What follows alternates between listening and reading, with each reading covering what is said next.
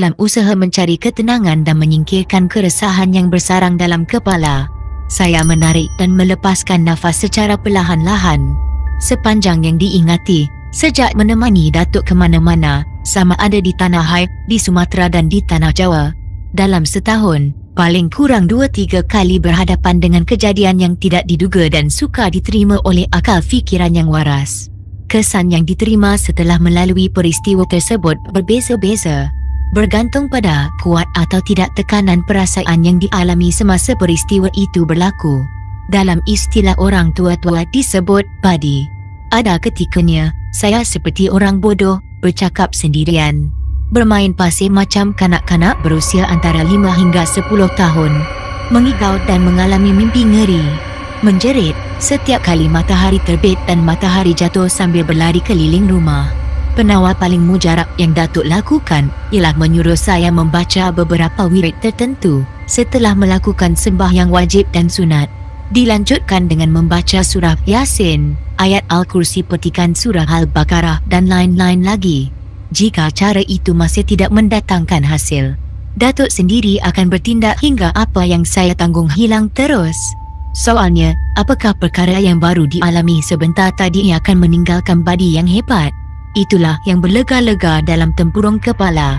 Bagaimana fikiran tidak terganggu? Apa yang dilihat dan dialami memang luar biasa sekali. Tidak masuk di akal. Sukar diterima oleh orang lain. Betapa tidak, dalam keadaan sedar saya seperti dibawa ke dunia lain yang serba aneh. Apa artinya semua ini? Saya tersentak bila Ali Usman mengulangi pertanyaan yang tidak dapat mendapat sebarang reaksi dari Datuk. Pertanyaan itu juga menyebabkan apa yang saya fikirkan hilang serta-merta. Datuk tidak juga memberikan jawapan. Apa artinya semua ini? Untuk kali yang ketiga Ali Usman mengajukan pertanyaan. Ayam saudara kamu memang hebat, balas Datuk. Maksudnya, sepasang anak mata Ali Usman tertumbuk ke wajah Datuk yang mempamerkan senyum sinis. Maksudnya mudah saja, ujar Datuk. Mudah, jawab Ali Usman keheranan. Wajah saya direnunginya sejenak. Sayap pahu kiri dan kanan segera digerakkan ke atas, menandakan yang saya sendiri tidak dapat menangkap maksud kata-kata yang Datuk lontarkan. Maksud mudah itu seperti yang kamu lihat dan kamu alami. Jawapan Datuk itu bertujuan membunuh keraguan dalam diri Ali Usman. Buat beberapa ketika, saya dan Ali Usman termenung panjang. Datuk nampak tenang dan aman saja. Ya, saya tidak menafikan bapa saudara saya boleh menundukkan binatang buas, boleh menyuruh binatang melakukan sesuatu. Nada suara Ali Usman lemah sekali. Sekarang kamu sudah faham Ali? Ya, Ali Usman mengangguk. Itulah kehebatan bapa saudara kamu. Tapi, Datuk tidak meneruskan kata, mati begitu saja. Tetapi, ada senyum sinis berlari di kelopak bibir Datuk yang kecut. Ali Usman menggaruk cuping telinga kanan 2-3 kali. Dan dia dapat merasakan yang Datuk tidak menyindirnya. Tapi sebenarnya, dia tidak hebat. Tanpa diduga Datuk menyambung kembali kata yang putus. Ini sungguh mengejutkan buat diri Ali Usman dan saya. Datuk seperti bermain tarik tali dengan Ali Usman. Sebabnya, Ali Usman minta kepastian. Dia yang nampak hebat, sebenarnya memang tidak hebat. Bapa saudara kamu jadi hamba nafsu dan makhluk lain, sambung Datuk dengan wajah selamba. Ali Usman tidak memperlihatkan sebarang reaksi yang kurang menyenangkan. Malah dia turut menganggukkan kepala beberapa kali. Bagaikan setuju dengan apa yang Datuk katakan. Saya menyedari hal ini, ucap Ali Usman dengan penuh yakin. Bagus bila kamu menyedarinya. Kerana itu saya berusaha menyedarkannya. Berusaha membawanya ke jalan yang betul. Hasilnya seperti apa yang terjadi. Ali Usman menelan air liur sambil merenung lesu ke arah pokok kecil di hadapannya. Sesungguhnya, saya tidak menduga sampai begitu jauh bapa saudara memilih jalan yang salah, lemah benar suara Ali Usman. Rasa kesal dapat dibaca di wajahnya. Berkali-kali dia mengucap panjang. Kelopak matanya digenangi air jernih. Tak apalah Ali, usah dikenang perkara yang lalu. Marilah kita berdoa mudah-mudahan taubatnya diterima oleh Allah dan rohnya ditempatkan di kalangan orang-orang yang soleh. Sebuah harapan dan doa penuh simpati dari Datuk. Memang itu yang saya harapkan. Ali Usman terseduh sambil tunduk merenung permukaan bumi. Perasaan saya bagaikan terjebak dalam suasana yang mengharukan. Dada terasa sebab tidak tahu apa yang harus saya tuturkan kepada Ali Usman. Masa dah suntuk ni, saya tak mahu kerana kita orang lain tergendala. Saya tak mahu Syed Hamid Al-Haddad dan Harun Fadilah menunggu kita terlalu lama. Cepat-cepat saya alihkan perhatian dari Ali Usman kepada Datuk yang baru saja menuturkan kata. Ya, kita harus pergi ke tempat yang dihajati, sanggah Ali Usman. Sebelum meneruskan perjalanan, Ali Usman melihat jam di tangan. Dahinya berkedut seketika. Kepalanya didongakkan ke langit melihat awan putih bersih berarak lembut entah ke mana. Hampir sejam kita di sini, kata saya. Artinya, hampir 1 jam kita diganggu, sahut Ali Usman. Datuk anggukkan kepala. Tak sangka sampai begitu lama, komen saya lagi. Bukan diganggu. Lagi sekali Datuk jadi perhatian kami berdua. Kalau bukan diganggu apa dia, soal Ali Usman serius.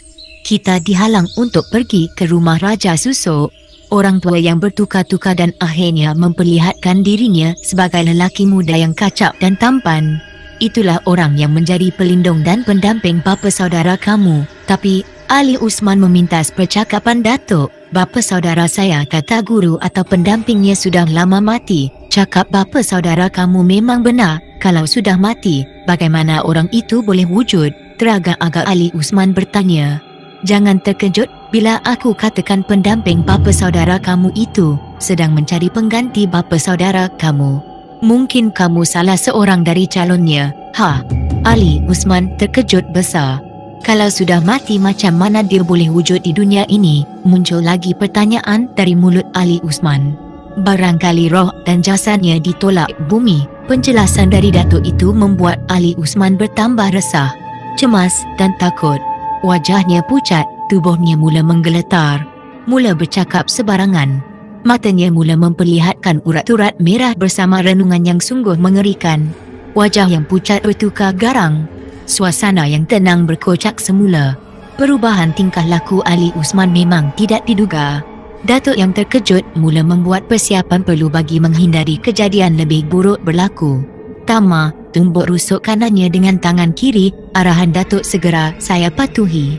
Dengan sekali tumbuk Ali Usman jatuh terlentang. Belum pun sempat Ali Usman bangun untuk melakukan tindak balas, Datuk segera mengambil serumpun semalu berbunga lebat diramas hingga lumat. Kemudian dilemparkan ke muka Ali Usman. Terdengar suara Ali Usman berguling-guling di tanah sambil berusaha untuk bangun tetapi tidak berhasil. Ali Usman bagaikan kehabisan tenaga. Tama rentap kaki kanannya sekuat hati dan alihkan kedudukannya supaya kepalanya menghadap kiblat. Perintah Datuk segera saya ikut. Berhempas pulas juga mahu menangkap kaki kanan Ali Usman. Walaupun dia nampak lemah dan tidak berdaya, Ali Usman tetap mempamerkan tentangan. Sebaik pergelangan kaki kanannya disentuh, Ali Usman terus menjerit dan berguling-guling di tanah sambil menggigit rerumput sekitarnya. Semasa saya berusaha menalihkan kedudukan tubuhnya seperti yang diingini oleh Datuk, belakang saya terasa seperti ditusuk oleh benda tajam. Jangan pedulikan semuanya, kamu bertahan saja Tama. Suara Datuk cukup lantang kedengaran. Datuk bagaikan tahu yang saya sedang bergelut dengan sesuatu. Dalam tercungap-cungap kepenatan, hajat Datuk dilaksanakan. Di saat membetul kedudukan kepala Ali Usman supaya selari dengan arah kiblat, saya mengalami kejutan. Seluruh kulit muka, lengan dan kaki Ali Usman bersisik macam sisik ular tedung, nampak berkilau-kilau. Gerak badannya juga bertukar, tidak ubah macam ular bergerak di permukaan tanah yang berpasir. Perubahan itu tidak bertahan lama. Sebab saja kedudukan kepalanya selari dengan arah kiblat, sekujur tubuh Ali Usman kembali normal. Dengan segenggam tanah yang ditaburkan oleh Datuk dari hujung kaki hingga ke kepala, Ali Usman pulih seperti sedia kala. Ali, kamu kenal dengan orang yang duduk dekat kamu ini? Bisik Datuk kecuping telinganya. Kenal. Siapa namanya? Tambah Datuk. Tama. Betul, sambut Datuk keriangan. Serentak kami ketawa terkikih. Bila Ali Usman berdiri dan bersedia untuk melangkah menuju ke rumah Raja Susuk, halangan datang lagi. Dengan tidak semena-mena muncul seekor harimau pelang dari sebelah kanan jalan. Kaki kiri bahagian belakang harimau itu kudung, tetapi itu bukan halangan untuknya menekam, malah membaham kami sekaligus. Tanpa berfikir panjang, Datuk pun mengambil segenggam tanah. Langkah silat pun dibuka menuju ke arah harimau yang mula menyeringai, mempamerkan sepasang siung yang tajam. Allahu Akbar. Kawasan sekitar bergema dengan suara Datuk. Serentak dengan itu, tanah yang ada dalam genggaman dilemparkan ke arah muka harimau pelang. Si harimau mengaum dengan sekuat hati dan terus lari ke sebelah kiri jalan hingga tidak dapat ditangkap oleh kuasa mata kami bertiga. Kalau kamu pergi ke rumah itu seorang saja, kamu tidak menghadapi sebarang masalah seperti apa yang terjadi sebentar tadi. Pendamping bapa saudara kamu mahu membinasakan aku dan Tama saja. Kamu tidak diapa-apakannya. Dia mahu menjadikan kamu sebagai tuannya tanpa diminta Datuk memberi penjelasan. Inilah membuat saya tidak senang, terpancut kata dari Ali Usman. Dia mula resah dan nampak tidak keruan. Sebelum kejadian seperti tadi berulang, Datuk segera meletakkan bahagian belakang tangan kirinya ke pangkal leher kanan Ali Usman. Mulut Datuk nampak kumat kamit. Ada sesuatu yang dibacanya. Barangkali Datuk memberikan suntikan semangat secara batin. Kalau sulit kita patah balik saja, usul dari Ali Usman. Kau keberatan? Tanya Datuk. Ali Usman seperti serba salah untuk menyatakan. Tetapi, akhirnya dia mengangguk. Datuk senyum. Ali, jangan bimbang, renung biji mata aku. Kedua belah tangan kamu lekapkan ke dada. Baik, jawab Ali Usman. Ali Usman aku dengan arahan Datuk. Lebih dari 5 saat mereka berlaga anak mata. Peluh mecik di kedua-dua belah pelipis Ali Usman. Rambut di bahagian ubun-ubun terpacak. Bila Datuk alihkan anak mata ke arah lain, rambut yang tegak pun tunduk. Peluh di kiri kanan pelipis pun hilang. Kita teruskan, usah bimbang.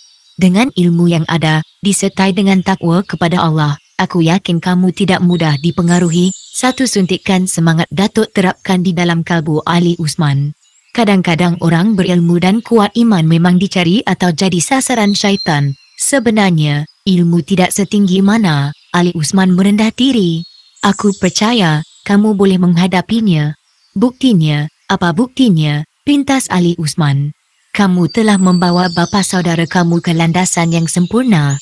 Jangan banyak fikir, mari kita pergi. Datuk pun menepuk bahu kanan Ali Usman. Tetapi Ali Usman seperti keberatan mahu melangkah. Keraguan dan kebimbangan masih bersarang di sudut hatinya. Rumah itu jauh terpencil. Letaknya di hujung kampung dekat Bukit Pula, sebuah talih yang tersusun rapi dari Ali Usman. Tak apa, kita pergi dulu, Datuk mendesak. Ali Usman menggigit bibir. Perubahan sikap itu sedikit sebanyak menimbulkan pertanyaan dalam diri saya. Kenapa mudah dia beralih hati? Kalau tadi dia bersemangat mahu membawa Datuk ke tempat tersebut. Tetapi, setelah melalui beberapa kejadian yang tidak diduga, semangatnya terus menurun. Mari kita pergi, Datuk terus mendesak. Kita balik saja, lemah benar suara Ali Usman.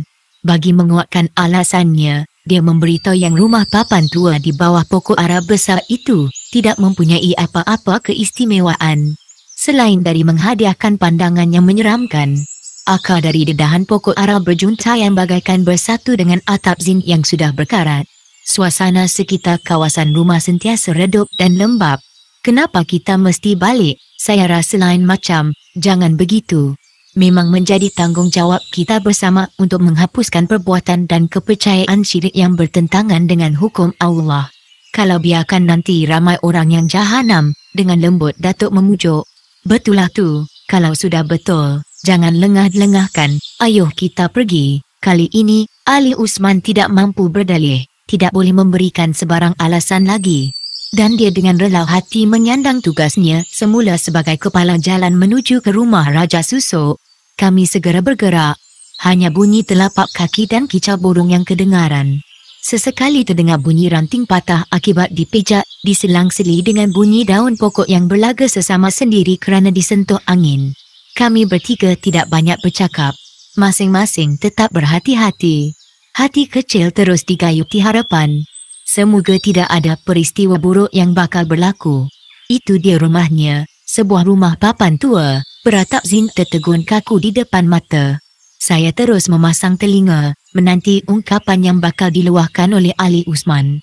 Tetapi, mata saya terus memperhatikan keadaan sekitar rumah papan usang itu. Halaman rumah dipenuhi dengan rumput rampai setinggi lutut. Di bawah rumah terdapat timbunan kayu api di samping beberapa pohon senduduk, mengkudu dan pohon ciku yang menolak lantai. Tidak jauh dari tangga terdapat sebuah perahu lama yang dibuat dari pokok meranti. 5 ancak yang dibuat dari buluh dan bertiang, juga dari buluh, dipacakkan di dalam perahu tua. Terdapat lorong kecil untuk laluan seorang sahaja menuju ke kaki tangga yang bersimen separuh. Anak tangga yang berjumlah 7 semuanya dibuat dari jenis kayu keras. Sekali pandang, rumah tersebut bagaikan tidak pernah didiami oleh manusia. Pohon ara sebesar 2 pemeluk tumbuh megah di sudut kanan rumah berbumbung limas. Bumbung bahagian dapur bagaikan tidak kelihatan kerana diselimuti dedaun ara yang berjuntaian. Kehadiran pokok ara 2 pemeluk itu memberikan suasana seram dan suram. Boleh mengundang rasa takut pada orang yang baru melihatnya. Beberapa ekor monyet liar berlompatan dari dahan ara ke dahan pokok berdekatan yang berjajar menuju ke arah bukit kecil yang tidak jauh dari rumah. Melihat kedatangan kami, monyet-monyet liar itu terus menjerit sambil menegakkan ekornya yang panjang sambil cuba mahu menerkam ke arah kami. Jeritan monyet yang tidak berhenti-henti berjaya menarik perhatian kumpulan monyet yang lain.